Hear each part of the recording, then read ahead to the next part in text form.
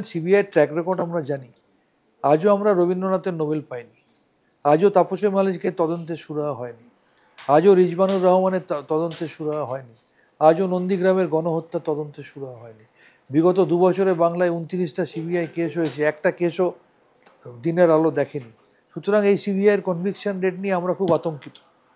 তাই তো আমাদের দাবি, আজকে আমাদের নেত্রীও দাবি তুলেছেন। ঠিক আছে, মমতা ব্যানার্জি বলেছিলেন যে রোববার অবধি দেখুন, তাহলে সিবিআইকে দেবো। কেউ পিআইএল করেছে, তার জন্য তার অনেক আগেই সিবিআইকে দেওয়া হয়েছে। তাই তো নেত্রী বলেছেন যে রোববারের মধ্যে তদন্ত সম্পূর্ণ করো, দোষীদের চিহ্নিত করো, শাস্তি দাও। সিবিআই যদি সঠিক তদন্ত করে, আশা করব সত্য উদ্ঘাটিত হবে, যেটা প্রত্যেকে চাইছে। কিন্তু মাননীয় এল.কে আডবাণী, আমি খুবই শ্রদ্ধা করি তাকে, তিনি যা পারেননি সিবিআই পারবে? বিশেষ করে আগে তো মোদী সরকার ছিল, এখন আবার এনডিএ সরকার।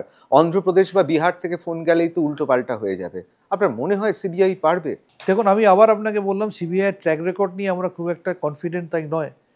আমাদের কলকাতার পুলিশ তো তদন্ত শুরু করেছিল, কিন্তু যখন পিআইএলের ভিত্তিতে মহামান্য আদালত সিবিআই দিয়েছে এবং আমাদের ইন্ডিয়ান মেডিকেল অ্যাসোসিয়েশন একটা দাবি করেছে সিবিআইকেও স্ক্রুটিনি করব আমরা, সিবিআই সঠিক পথে তদন্ত নিয়ে যাচ্ছে কিনা, সিবিআই দ্রুততার সাথে তদন্ত করছে কিনা। সুতরাং সিবিআই তদন্ত করছে বলে আমরা হাত পা গুটিয়ে বসে গেলাম, কারণ সিবিআইয়ের যা ট্র্যাক রেকর্ড, অন্ধের মতো সিবিআইকে বিশ্বাস করবে বলে কেউ আমার মনে হয় না। তাই সিবিআইয়ের কর্মপদ্ধতির উপর একটা স্ক্রুটিনাইজেশন দরকার।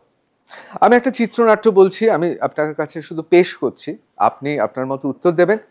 ব্যাপারটা হচ্ছে যে রবিবার, অর্থাৎ বলা হয়েছিল সেই সময় দাঁড়িয়ে 3-4 দিনের মধ্যে কলকাতা পুলিশ যদি না তদন্ত পূর্ণাঙ্গ করতে পারে তাহলে সিবিআইকে দেওয়া হবে। তার মধ্যে কি কি হলো? তার মধ্যে পিডব্লিউডি সেমিনার রুমের লাগোয়া সেই দেওয়াল ভাঙতে শুরু করলো। তার মধ্যে অনেকে সন্দেহ প্রকাশ করছে, নথিপত্র, হার্ড ডিস্ক, সিসিটিভির ফুটেজ সরানো হচ্ছে। এমনকি গোটা দেশ জুড়ে যখন প্রতিবাদ হয়েছে, বিশেষ করে কলকাতা এবং বাংলার মহিলারা দেখিয়ে দিয়েছেন রাতের বেলায় যে গর্জন, সেই গর্জনের সময় সুযোগ পেয়ে, সেটা কাশীপুর হতে পারে, সেটা বেলগাছিয়া হতে পারে, ওই দিক থেকে একদল লোক ঢুকলো। কলকাতা পুলিশ তাদের সেফ প্যাসেজ করে দিল, তারা এসে ভাঙচুর করলো। শুধু ইংরেজিটা কম জানেন বলে, যদিও ইংরেজি কম জানা আমি মনে করি না কোনো সেটা খুব একটা খারাপ, ইংরেজি কম জানেন বলে শুধু ফ্লোর, অর্থাৎ সেকেন্ড ফ্লোর, থার্ড ফ্লোর, 4 তলা 3 তলা গুলিয়ে ফেললো। এই যে সিবিআই আসার আগে যতটা সম্ভব প্রমাণগুলো লোপাট করা এবং পরবর্তীকালে সিবিআইকে চাপ দেওয়ার জন্য একদিকে ভারতীয় জনতা পার্টি, অন্যান্য রাজনৈতিক দল এবং শাসক তৃণমূল হাস্যকর সব ঘটনা ঘটালেন কলকাতার রাজপথে। কার দাবি? ফাঁসির দাবি। মাননীয় মুখ্যমন্ত্রীও নামলেন, বিরোধী যারা রাজনীতি করেন তারাও নেমে পড়লেন, মানুষকে গুলিয়ে দেওয়ার চিত্রনাট্য হয়েছে।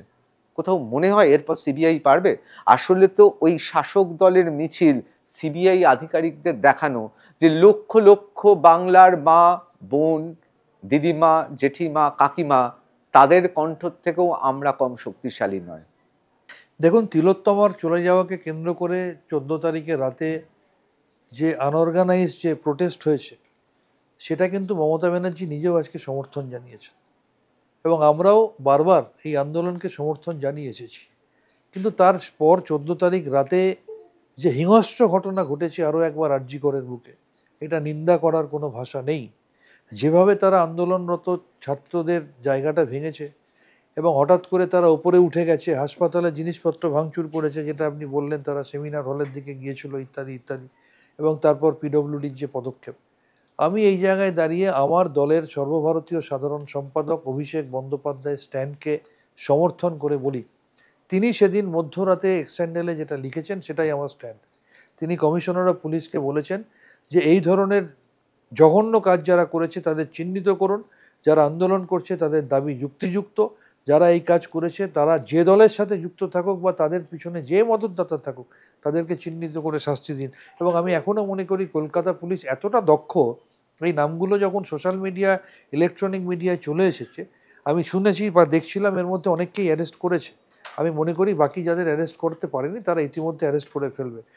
যাহা তাক, যেখানে তথ্য প্রমাণ লোপাটের প্রশ্ন, আমি ব্যক্তিগতভাবে তৃণমূল কংগ্রেসের একজন সৈনিক হিসাবে মনে করি যে তথ্য প্রমাণ লোপাট বিজেপি শাসিত রাজ্যে হয়, সেখানে তথ্য প্রমাণ লোপাটের জন্য এনকাউন্টার করে গুলি করে দেওয়া হয়, পুলিশ কাস্টডিতে ডেথ হয়। এবং এক্ষেত্রে আমরা বিশ্বাস করি কলকাতা পুলিশ কমিশনার বিনীত গোয়েল সাহেব নিজে প্রেস করে বলেছেন যে কোনো তথ্য প্রমাণ লোপাট হয়নি। পরবর্তী ক্ষেত্রে যেহেতু এটা সাবজুডিস, যেহেতু সিবিআই তদন্ত করছে, আশা করব সিবিআই তদন্ত করতে গিয়ে বুঝতে পারবে তথ্য প্রমাণ লোপাট হয়েছে কি হয়নি। Individual perception. আমি আবার বলি, নেত্রী আমাকে, আমি তাকে নেত্রী বলি, আমি তাকে দিদি বলি, কিন্তু তাকে আমি মায়ের চোখে শ্রদ্ধা করি। না সেটা আপনি দেখেন, আমি কিন্তু বলি- উনি আপনাকে দেখেন না, এটা তো প্রমাণিত। না না না, আমি এটা মানতে রাজি নই। আপনাকে আরজি কর থেকে তো সরিয়ে দেওয়া হয়েছে। আমি আমি আবার আপনাকে বলছি, একটা ডক্টর সন্দীপ ঘোষকে পুরো রাজত্ব তুলে দিয়েছে। আপনার কথার উত্তর আমি দিচ্ছি। আমি রাজকন্যায় যাচ্ছি না, রাজত্ব তো তুলে দিয়েছে। আমি আপনার কথায় যাচ্ছি, একটা ইন্ডিভিজুয়াল ঘটনাকে কেন্দ্র করে সার্বিক ইনফারেন্স ড্র করতে আমি রাজি নই। আমি এখনো বিশ্বাস করি নেত্রী আমাকে যথেষ্ট স্নেহ করেন, ভালোবাসেন। কিন্তু ডক্টর সন্দীপ আমি ঘোষের আবার থেকে বলছি, কি বেশি? দুটো পার্সপেক্টিভ আলাদা, আমি একটু কাইন্ডলি বলতে দিন। এবং আমি তার সাথে সাথে এটা বলবো, কিছু কিছু ক্ষেত্র ভাগ করা থাকে। আমি এখনো চ্যালেঞ্জ করে বলছি, ডক্টর সন্দীপ ঘোষ সম্বন্ধে আমার নেত্রী সঠিক জানেন না। তার কারণ, তার হয়ে যে বা যারা প্লি করছে, সেই অ্যাডভোকেট বা অ্যাডভোকেটদের হয়তো নেত্রী ভীষণভাবে বিশ্বাস করছেন।